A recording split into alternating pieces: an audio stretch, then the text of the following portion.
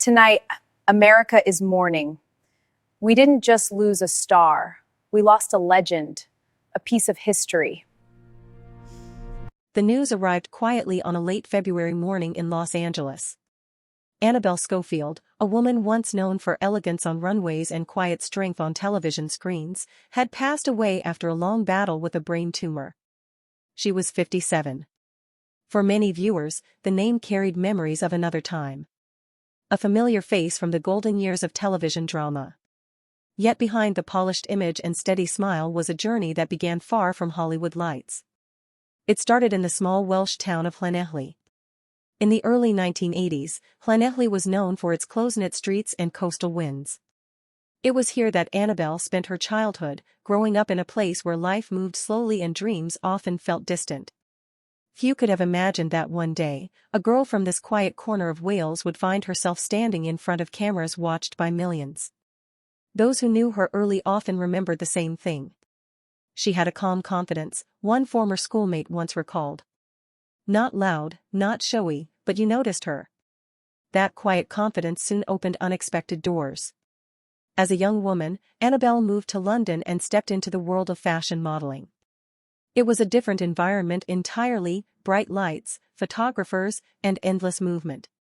But she carried herself with the same steady composure that people had noticed back home. Her career began to grow quickly. Runways, magazine spreads, and fashion campaigns followed. For a time, it seemed that modeling might remain her main path. Yet somewhere along the way, another opportunity appeared, one that would change the course of her life. Television.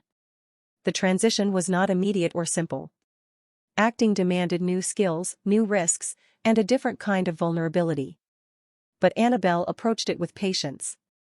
She studied, practiced, and slowly found her rhythm in front of the camera. Then, in the late 1980s, a role arrived that would introduce her to audiences around the world. She was cast as Laurel Ellis in the legendary American series Dallas. At the time, Dallas had already become one of television's biggest global phenomena. The show's sweeping family drama, power struggles, and unforgettable characters had captivated millions. Joining such a series was no small moment for a young actress from Wales. Yet Annabel's presence quickly found its place within that world.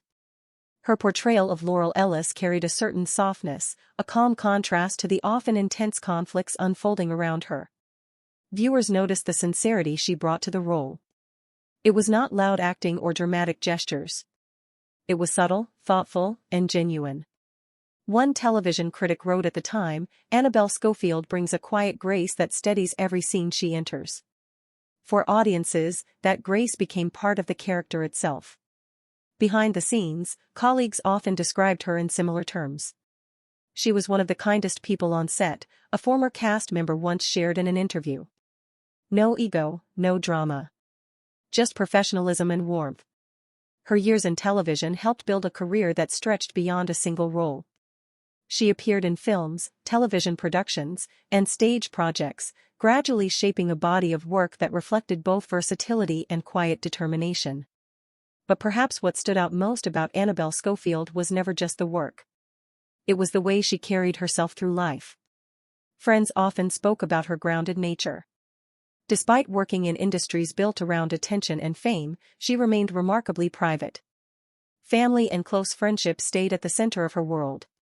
She never chased the spotlight, one longtime friend shared in a tribute after her passing. She cared more about the people beside her than the cameras in front of her. In recent years, Annabel faced a challenge far more difficult than any role.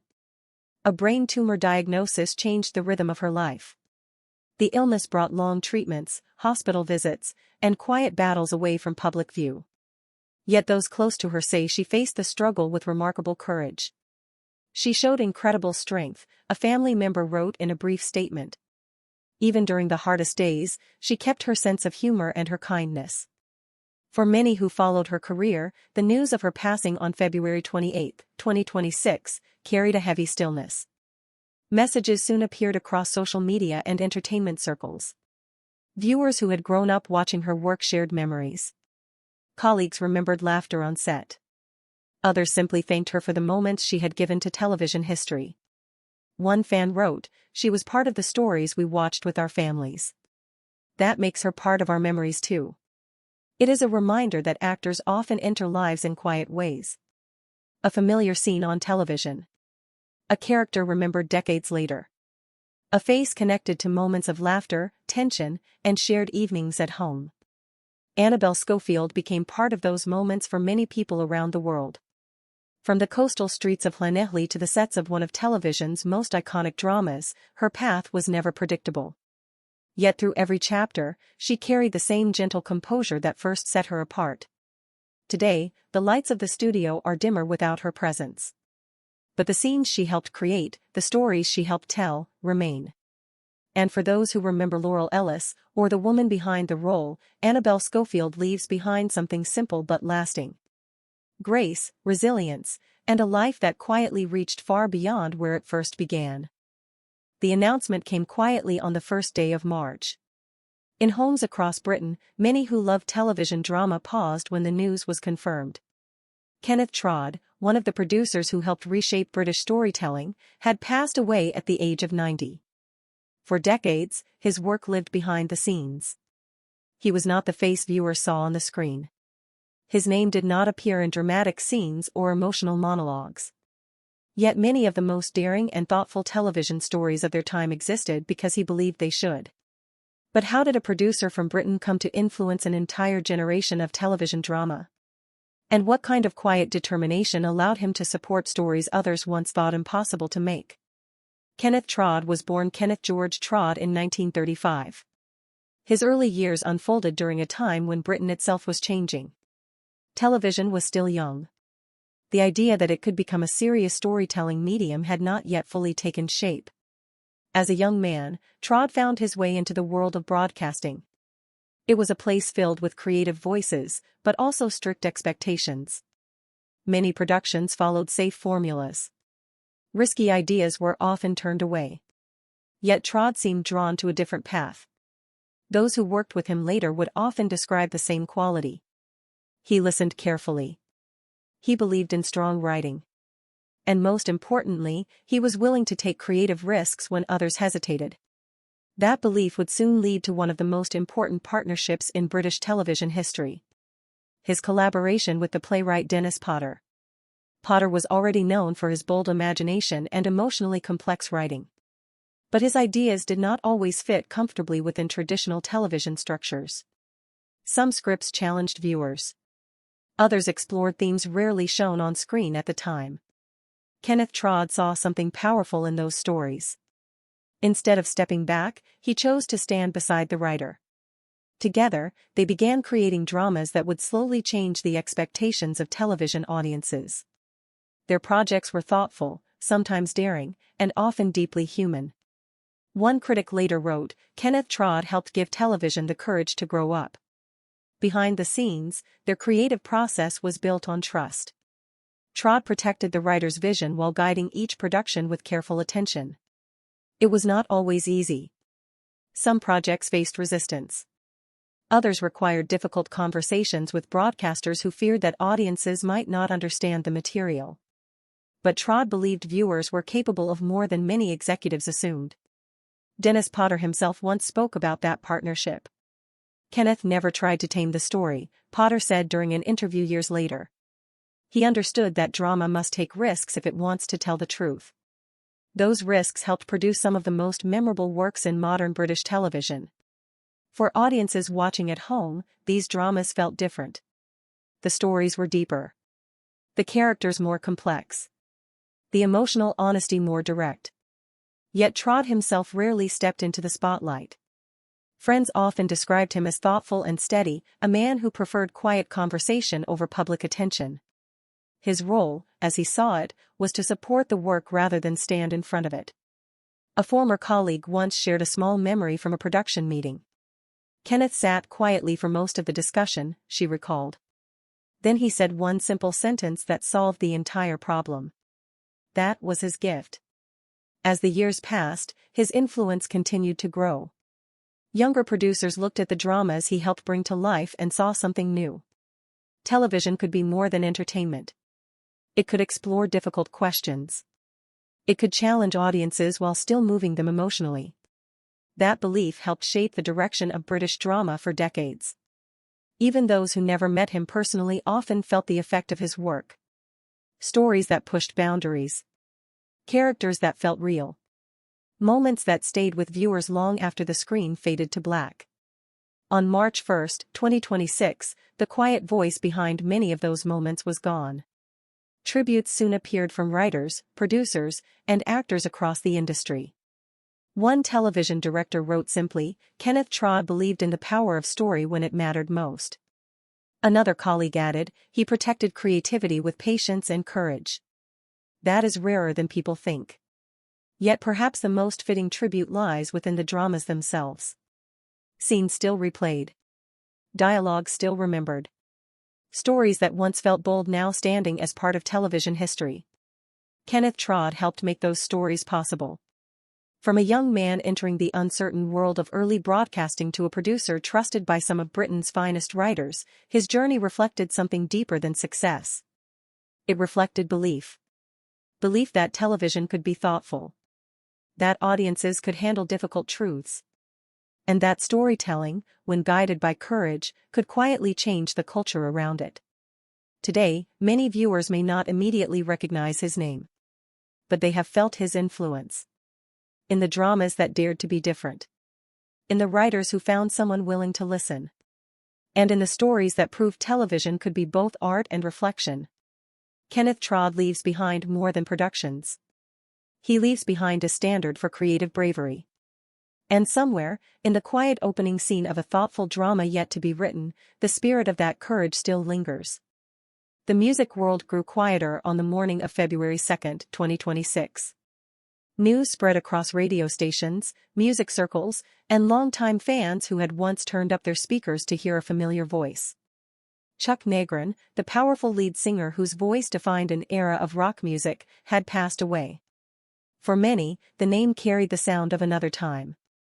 A time when American rock was bold, emotional, and alive with energy.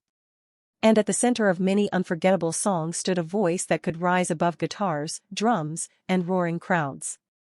But how did that voice begin its journey? And what made Chuck Negron such a defining presence in rock history? Charles Negron II was born on June 8, 1942, in New York City. His early years unfolded far from the giant stages he would one day command. Music was part of his life, but fame was still far away. As a teenager, he discovered something important about himself. He could sing. Not just casually, but with a rare strength that seemed to fill a room. Friends and classmates noticed it quickly. His voice carried emotion and power in equal measure. But even then, few could imagine how far that gift would travel. Life eventually led Negron west to California, where a new musical movement was beginning to take shape in the late 1960s. Rock music was evolving. Bands were experimenting with sound, blending pop melodies with stronger rhythms and bold harmonies. It was an exciting moment in American music history. And it was during this time that Chuck Negron joined a band that would soon become legendary. Three Dog Night. The group had a unique idea. Instead of relying on a single lead voice, the band featured multiple vocalists, each bringing a different style and tone. Yet Negron's voice often stood out with its rich power and emotional range. Audiences noticed almost immediately. Songs like Joy to the World, One, and Easy to Be Hard filled radio stations across the country. Concert halls echoed with fans singing along. And with each performance, Chuck Negron's voice carried the emotion that made those songs unforgettable. A music critic once wrote, "Negron didn't just sing the melody. He lived inside it." On stage, his presence was magnetic. Crowds packed arenas during the band's peak years. Bright lights, electric guitars, and thousands of voices singing together created a powerful energy that defined the rock era of the late 1960s and 1970s. But behind the applause, the life of a touring musician was rarely simple. Long travel schedules, constant performances, and the pressures of fame often weighed heavily on artists of that generation. Negron himself would later speak openly about the personal struggles he faced during those years. Yet even during difficult times, his love for music never disappeared. Bandmates often remembered his passion for performing. Chuck had a voice that could shake the walls, one former colleague once said. But offstage, he was thoughtful and deeply connected to the music. As the years passed, the golden era of classic rock slowly shifted into new musical trends. But the songs of Three Dog Night continued to live on through radio play, live performances, and generations of listeners discovering them for the first time. Negrin's voice remained one of the most recognizable sounds of that period. In later years, he also became known for something else, his honesty about personal challenges and his efforts to rebuild his life with renewed purpose. Friends often spoke about his resilience. He never stopped believing in second chances, one longtime associate shared in a tribute. That was part of his strength. For fans who grew up during the height of Three Dog Night's success, Chuck Negrin was more than just a singer. He was part of the soundtrack of their lives. Songs played during long drives, family gatherings, and late-night radio hours carried his voice into countless personal memories. When news of his passing reached the public, tributes appeared across social media and music communities. One fan wrote, "That voice helped define my youth." Another shared simply, "Rock history will always remember Chuck Negrin." And perhaps that is the true measure of his legacy. Not just the chart-topping songs or the sold-out concerts, but the lasting connection between a voice and the people who listened. From a young singer discovering his talent to a frontman whose performances helped shape American rock music, Chuck Negrin's journey reflected the spirit of an unforgettable musical era. Today, the stages where he once performed may be quiet. But the songs remain. Every time the opening notes of a classic Three Dog Night track begin to play, his voice returns once again, strong, emotional, and unmistakably alive. And for those who remember that sound, Chuck Negrin will always be part of the music that defined a generation.